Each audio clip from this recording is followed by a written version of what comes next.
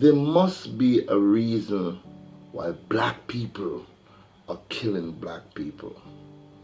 In Chicago, we thought we had it bad in Jamaica, but well over 3,000 blacks have killed each other. What is the reason? Why are we killing each other? Why we lack the ability that we once had as creators of the universe to love each other, care for each other, and share with each other.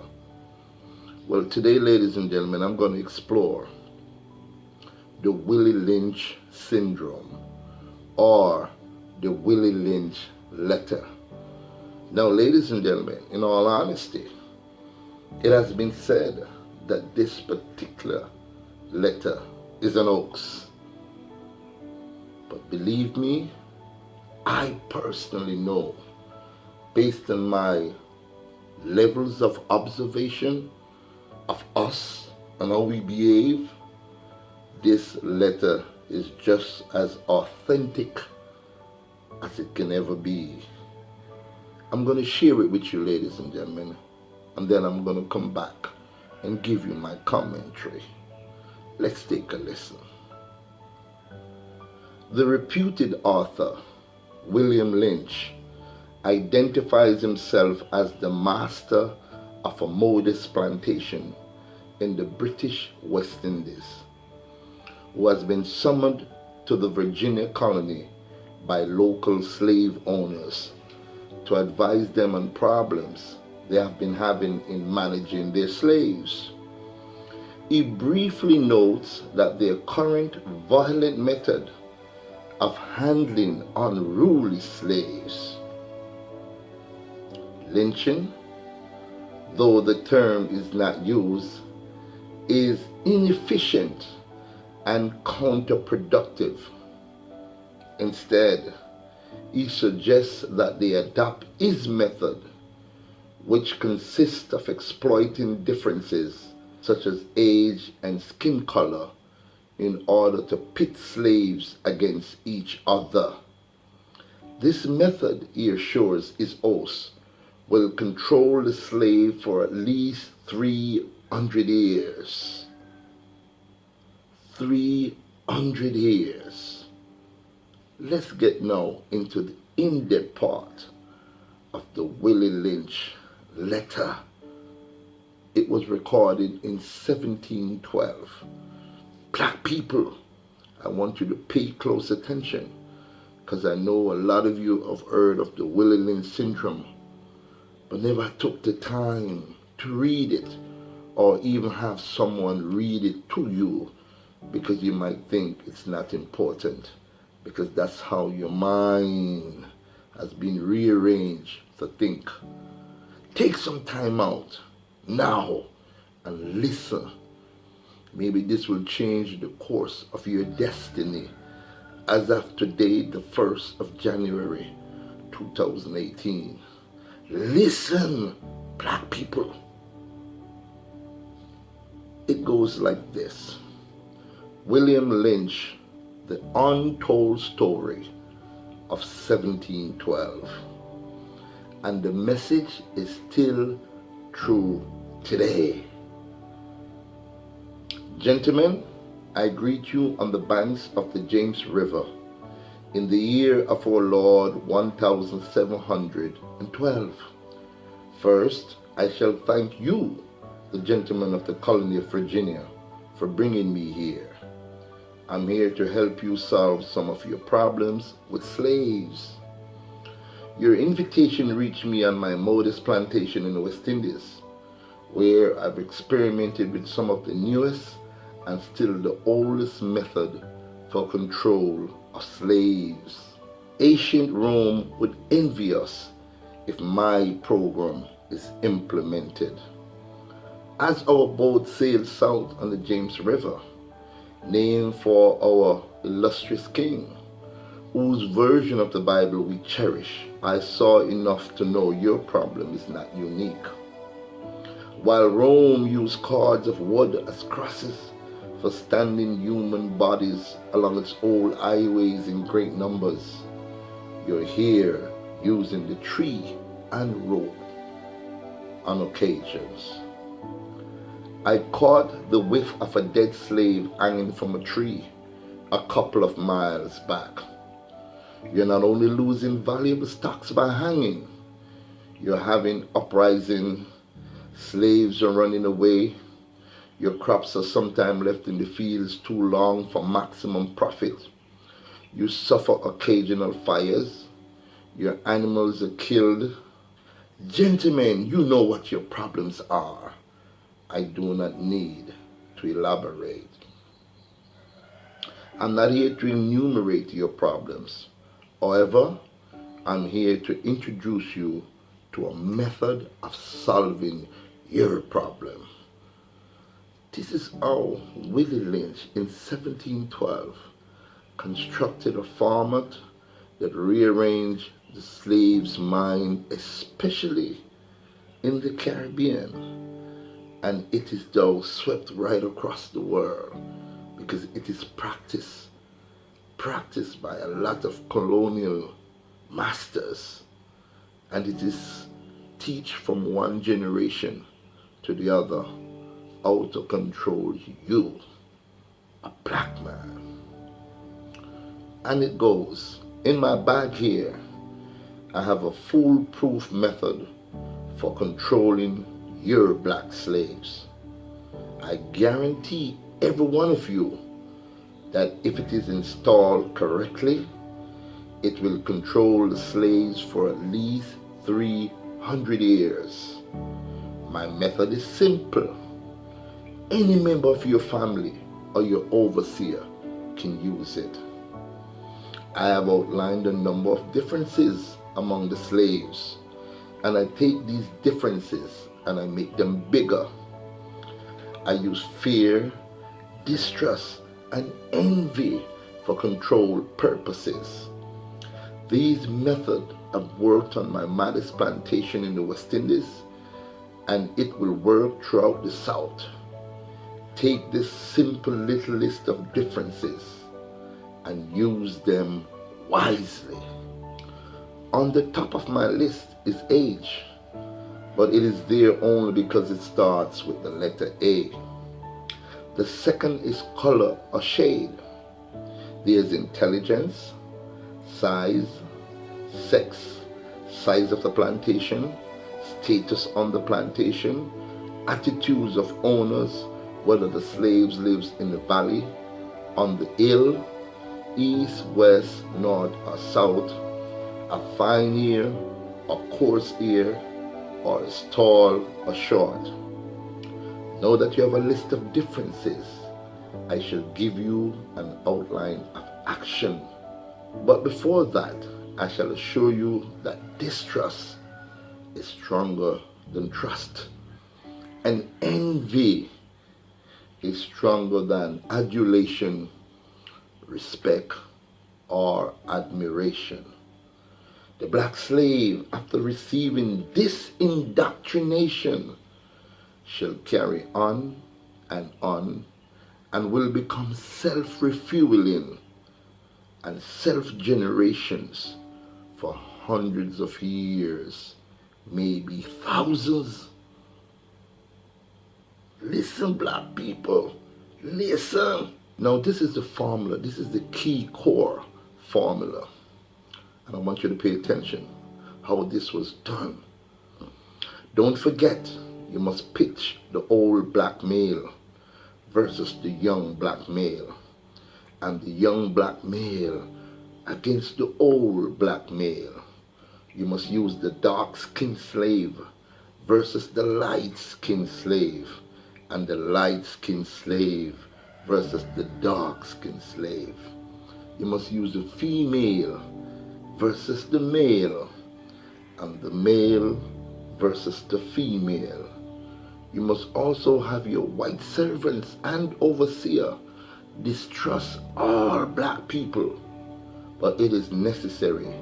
Your slave must trust and depend on you. They must love, respect, and trust only you. Gentlemen, these kits are the keys to control. Use them. Have your wives and children use them. Never miss an opportunity to use them. If used intensively for 1 year, the slaves themselves will remain perpetually distrustful of each other. I thank you, gentlemen. Now, ladies and gentlemen, the letter goes on in details of how they pit the male against the female. But I can tell you this, what they use most is fear. And once the black man develops fear, then he becomes weak. He cannot even think. This is a scenario, ladies and gentlemen. And when they want to control your mind, they'll take all the slaves out of the plantation. They'll take a pregnant woman. They'll take a woman with just a little baby holding on, little baby slave. And they'll take all the strong black slaves, male, and line them up in the courtyard. Then they'll take the most prominent slave, strip him naked, tar him and feather him, and beat him to a pulp. Then they'll call for 2 horses. They'll tie his left arm and his left leg to a horse going east. And they'll tie his right arm and his right leg to a horse going west. Then they'll beat on that horse and rip him right in 2. I know it sounds a little gory, isn't it? But this is the truth. I got up out of my bed at 3 o'clock in the morning to bring you this message because my ancestors speaks to me when I sleep. What was demonstrated to you a while ago drives fear in that mother who was that little child. Drives fear in that mother who is pregnant with that baby, because the same amount of stress the mother endures, her baby, her unborn baby endures the same amount of stress. And because the woman, and we tend to believe it because we've been brainwashed not to believe it, the woman is our center of leadership.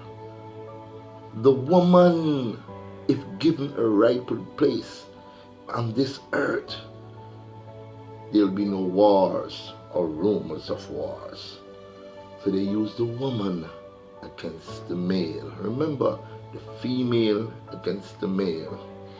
And what that mother will do with that unborn baby, every time she rubs her belly and she think about what she saw in the courtyard of that prominent slave getting ripped apart, she'll talk to her baby. She'll say, listen here, see, I don't want when you're born you get ripped in 2, so obey your master, yeah? Obey your master. Do everything that master say, you hear? Because what I saw, I would not want that to happen to you. That's the mother with the unborn baby.